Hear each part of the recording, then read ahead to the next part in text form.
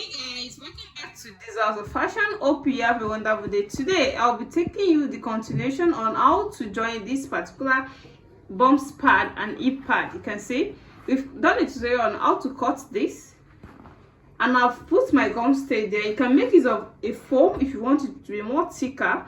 You can make use of a foam of that 1-inch foam. You just have to add it to the area of bumps and hip.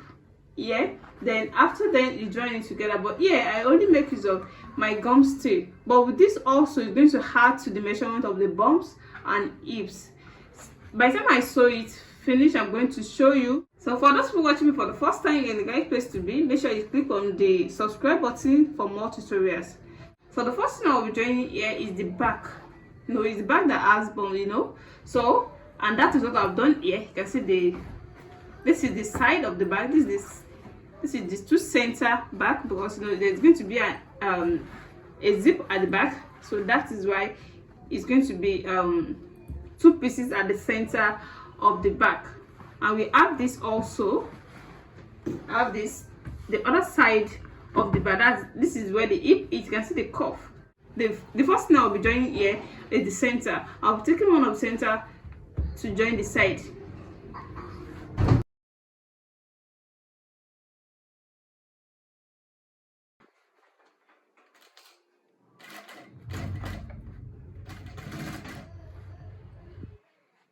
This is the hip point.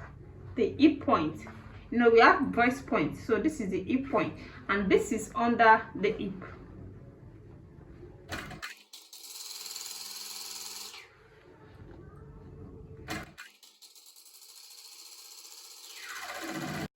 can see the way it is.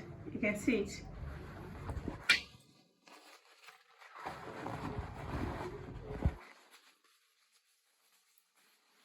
This is where the zip is going to be. So I'm going to do the same to the other side too.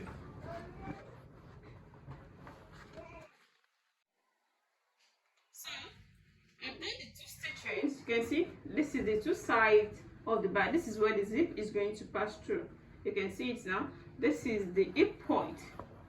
You can see this just like a breast point, as if we are cutting a breast pad. You can see how it is. So the next thing now is to join the front. The front doesn't have a zip, so this is just going to be 3 pieces at the front. So that's what I'm going to join now.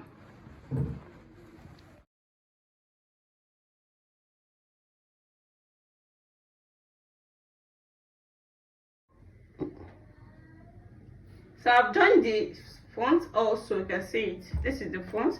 So the next thing I'm going to do here is to put a gum stay here at the facings too, just to make it make the bumps comes out very well. So I'm going to make use of a gum stay here too, then join it the way I joined this. Then I'm going to use this to turn the front and likewise the back also.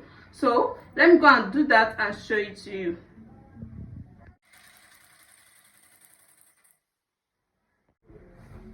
So joining up the lining to one side of the back, you can see.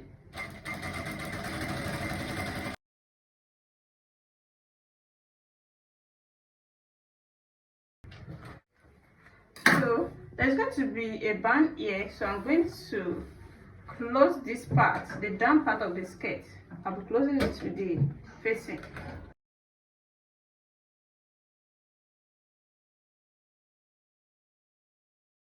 I'm separating the stitching so as to make it turn out well. Okay, see? So the same thing applicable to the facing. Then I cannot stitch. So with this, I can trim out the excess.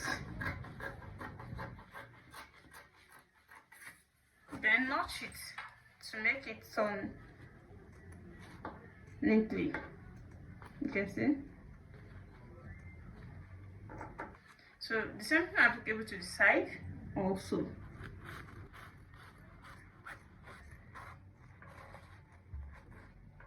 So you can see now. Then I'm going to turn it to the right.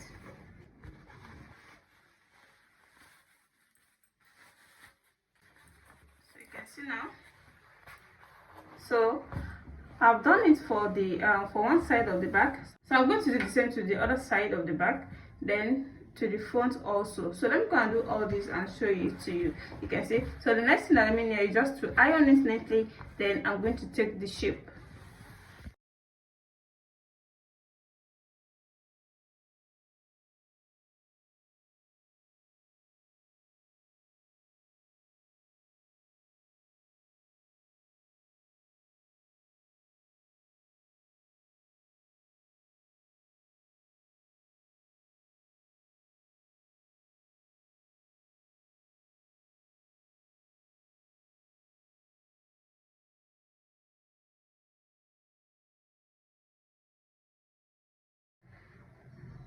So this is for the zip at the back, 1 inch of zip allowance.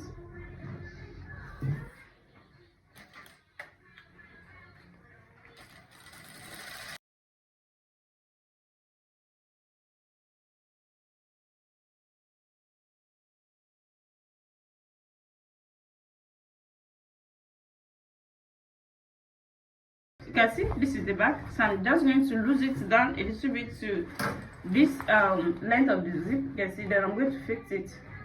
The next thing here is to take the measurement. You know, we have the waist measurement of 25 inches and the hip measurement of 41 inches.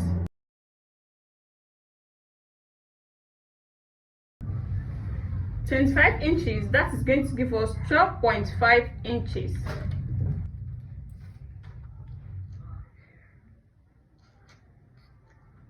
So getting to the hip, we are going to take the hip measurement of 41 inches. So that by 2 is going to give us 20.5 inches. So is that 20.5 inches I'm going to take here? You can see this is 20.5 inches here. You can see 20.5 inches.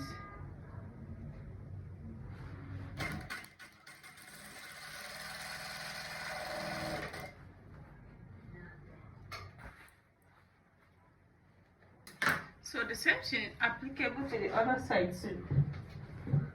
So we are left it is 0.5 inches here. You can see this is 0.5.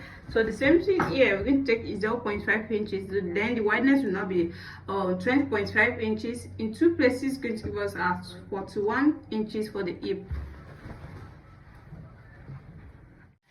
So this is after stitching the shape out. You can see the shape. You can see how beautiful this turns out. This is the down part. This is the upper part. Is still going to have a band here, 1 inch band or 2 inch band. I'm going to add to this. Then this is going to carry the zip part. You can see this space. This is the area I'm going to add my zip to. Then you can see the 2 points at the back. This is where the bumps is. So by the time we iron it out, you're going to see how beautiful this is going to turn out. You can see it. You can see it's not a normal straight skirt that we normally cut out. You can see the 2 points at the back. This is the hip. So the next thing here is to add this to it. Then I'm going to show it to you. Here is the pencil skirt with a bumps pad. You can see the line at the back here. This is the center of the back, like that of breast point. Like this is the bumps point. You can see this is under the bumps. This is the upper part to the waist. You can see the band added to it. This is the front without bumps. You can see, and this is the back with a bumps. You can see it now. You can see how beautiful this turns out. It has added to the measurement. When you take the measurement, you see that it has added to the measurement. So if you want it to be more bigger than this, you can as well make use of a foam, 1 inch foam, add it to the bumps part that made the back and the side.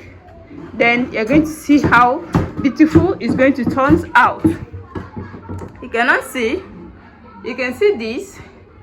You can see how simple and beautiful this turns out. If you're watching for the first time, please, you're in the right place to be. Make sure you subscribe to my channel and also on your notification bell so that whenever I upload any other tutorial, you'll be notified. See you in my next class. Bye.